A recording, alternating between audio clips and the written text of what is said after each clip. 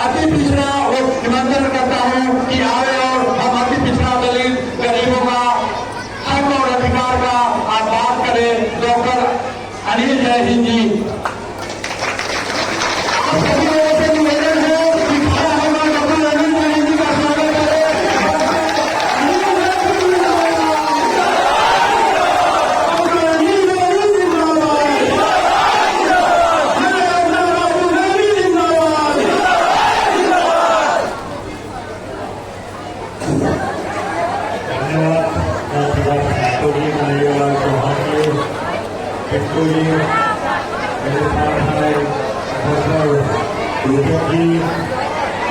रंजीत भाई केजरीवाल जी और मन में नारे जिनको मैं बोलता हूँ हमारे संपादक अब्दुल जी, मेरे सामने बैठे मेरे बुजुर्ग, मेरे भाई और मेरी माताएं, मेरी बहनें, आप सबको मैं 3 नारे बोलूंगा, क्या आप मेरे साथ दोगे?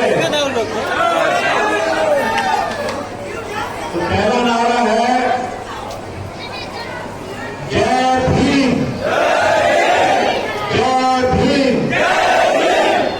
जय संविधान, जय संविधान।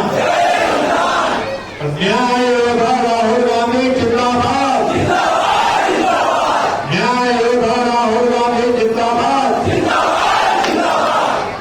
साथियों, मैं आप जैसी एक सभा में गया और यहाँ पे तो अलग अलग समाज के लोग बैठे हुए हैं और मैं समझता हूँ ज्यादातर अति पिछड़ा समाज के हमारे भाई बहन बैठे हैं, माताएं बैठी हैं। तो मैं एक समाज की मीटिंग में गया। अच्छा, आपने पिछले दिनों अखबार में पढ़ा होगा कि फलाना आदमी 25,000 करोड़ रुपए बैंक का लेके भाग गया। सुना कैसे ने? अखबारों में आता है, आपने पढ़ा कि 10,000 करोड़ रुपए लेकर के मालिया भाग गया। सुना होगा, पढ़ा होगा, चर्चा भी की होगी। ये सवाल मैं आपसे पूछना चाहता हूं कि आप इतने सारे अति पिछड़ा समाज के लोग यहाँ बैठे हैं, क्या आपको मालूम है कि आपके समाज का कोई आदमी बैंक का 10,000 करोड़ रुपए लेकर के भाग गया हो? नहीं भागा। ऐसे में एक समाज की मीटिंग में गया और मैंने उनसे पूछा कि क्या आपके समाज का लोग कोई 10,000 20,000 को बैंकरों को लेकर के भागा? तो वो बोले नहीं भागा। तो मैंने उनसे पूछा क्यों? आपके समाज के कितने लोग हैं जिनको 10,000 करोड़ रुपए बैंक ने दिया है कर्ज का या लोन का? क्या आप बता सकते हैं? आपका कोई रिश्तेदार, आपका दोस्त, जान पहचान का, जिसको बैंकों ने 10,000 20,000 25,000 करोड़ का लोन दिया हो? दिया ही नहीं। वो सारा लोन किसको मिलता है?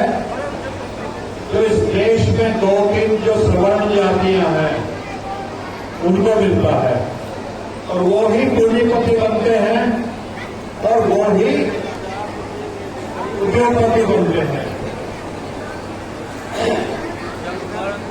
आपने अंबानी अदानी का नाम सुना होगा और अखबारों में एक आंकड़ा आता है कि इस देश का रुपए में 90 पैसा सिर्फ 3 लोगों के पास है और 3 पैसा बाकी 97 लोग जो है उनके पास है।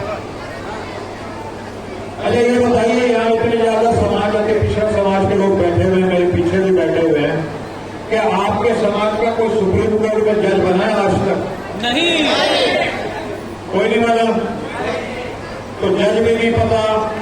जो बड़े बड़े 1,000 टॉप के अंबानी अदानी जैसे उद्योगपति पूंजीपति, उनमें भी आपके समाज का कोई नहीं है। नहीं, लोन भी नहीं मिलता। किसी बड़े चैनल का मालिक कोई बन गया हो तो बताओ। ये हमारे शंभू जी है, ये यूट्यूब चैनल चलाते हैं, 1 करोड़ सब्सक्राइबर है, 1 करोड़ 5 लाख। लेकिन इतने मेधावी और प्रतिभावान होने के बाद भी ये किसी चैनल के मालिक नहीं है। उसके पीछे कारण क्या है? साथियों देखो, हमारा देश जो है कुछ भी कहता रहे कि इतना महान था क्या था। कई हजार साल तक हमारे देश में जो व्यवस्था रही है वो जन्म के आधार पे ऊंच और नीच की व्यवस्था रही है।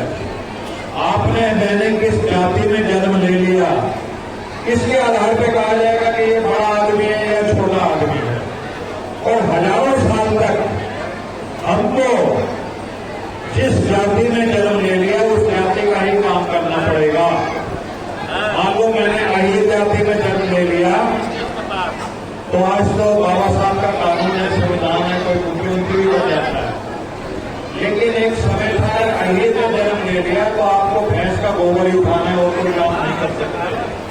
आप कितने भी बुद्धिमान हो, आप कितने भी मेहनती हो, तो ये जो हजारों साल तक व्यवस्था रही उससे हमारे कुछ समाज जो है वो कमजोर हो गए, क्योंकि उनको घर नहीं रखने दिया जाता था, उनको पढ़ने लिखने नहीं दिया जाता था। आपने एकलव्य की कहानी सुनी है? एकलव्य बिना गुरु के तीर चलाना सीखे तो उसका मुंह काट दिया गया। तो वंचित जिसको कहते हैं, वंचना, हर अधिकार से इस देश के 90% लोगों को वंचित रखा गया।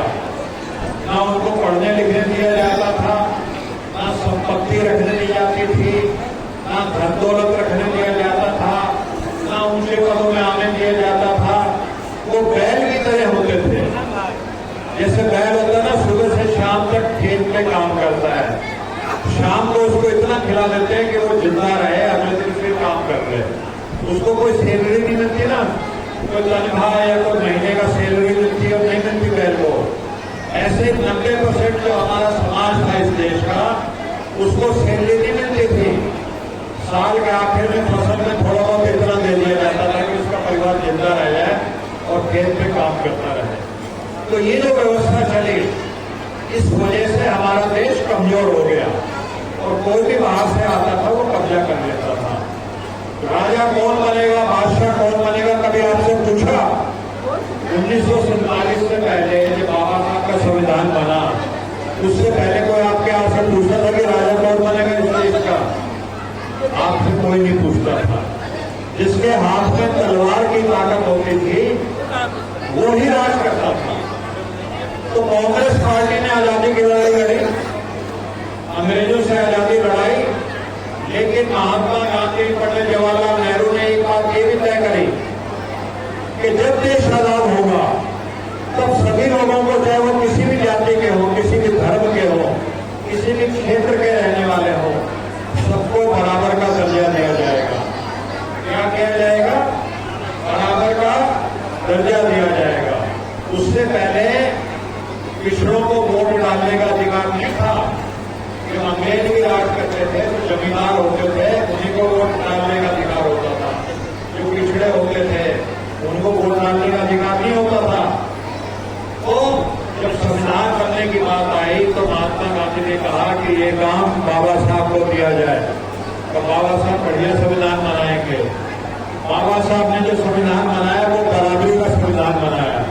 हमारे आपके भी पूछ होनी शुरू हो गई, हम भी विधायक बनने के काबिल हो गए, हम भी वोट डालने की हमारी भी पूछ होगी कि कौन विधायक बनेगा, कौन मुख्यमंत्री बनेगा, हमारा भी एक वोट होगा।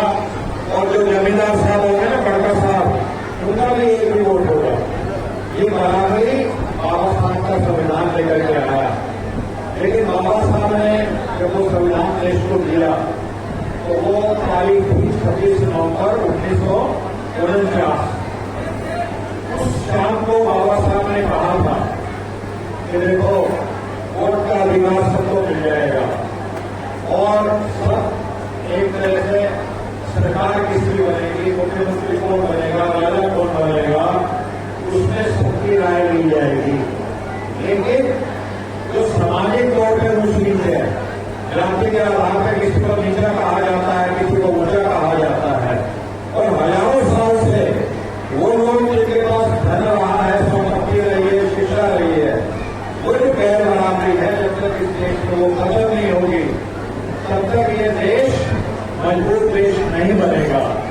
तो उसके बाद कांग्रेस ने स्कूल खोलने शुरू किए, कॉलेज खोलने शुरू किए और दलित पिछड़ों के बच्चे जो थे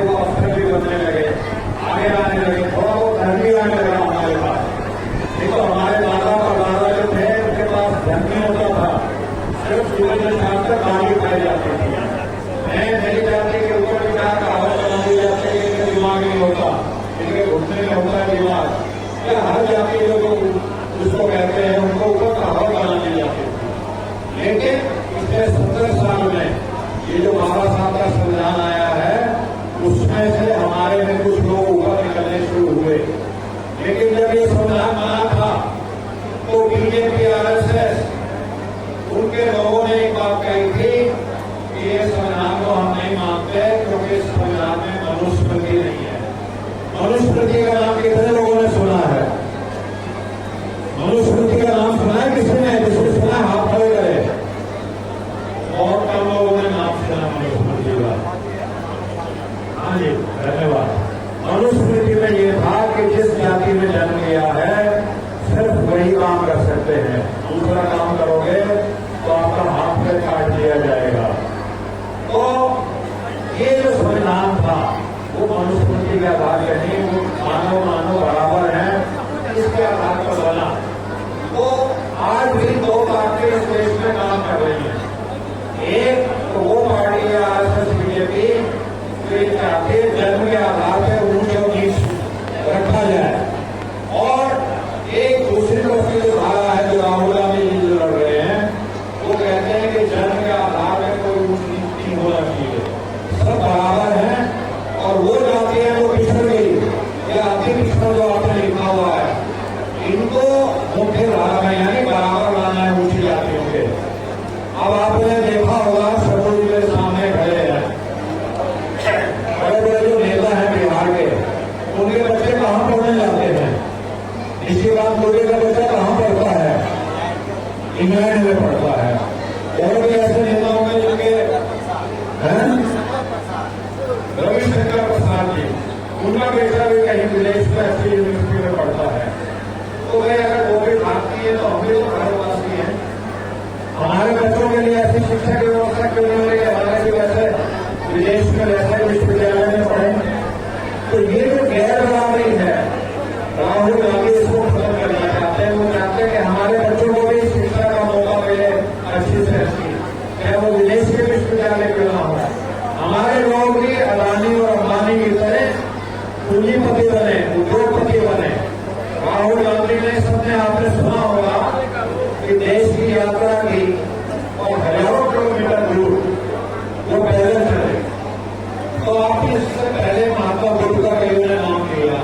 महात्मा बुद्ध पहले कहाँ रहते थे? राजकुमार थे, और वो अपने महल में रहते थे। जब वो महल से बाहर निकले, आम लोगों का उन्होंने दुख देखा, तो फिर वो दोबारा महल में नहीं गए, वो जंगल में रह गए। और उन्होंने कहा जब तक पूरी मानवता का दुख खत्म नहीं कर दूंगा मैं वापस नहीं आऊंगा।